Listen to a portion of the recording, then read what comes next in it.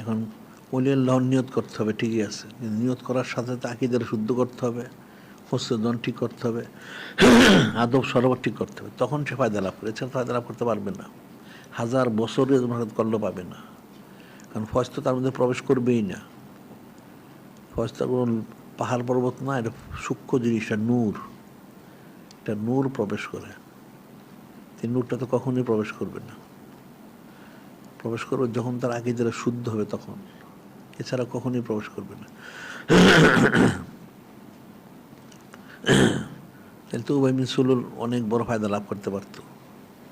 ওটা কিতাবাতের লেখে যে মদিনা শরীফে উবাই বিন সুলুল যখন ঈমান আনলো সুরতান,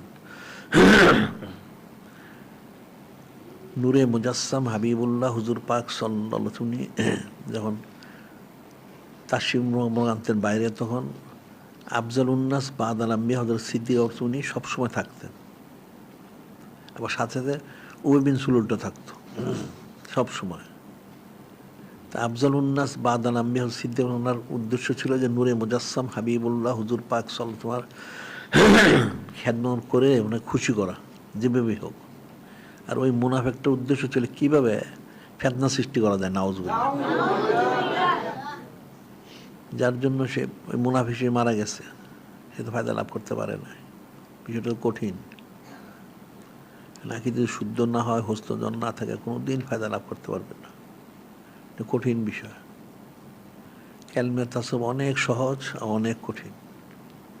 আকীদা শুদ্ধ হলে খুব সহজ হয়ে যায়, আকীদা ত্রুটি থাকলে কোনোদিন সেটা হাসিল করা সম্ভব না। বিষয়টা তো সূক্ষ্ম বিষয়।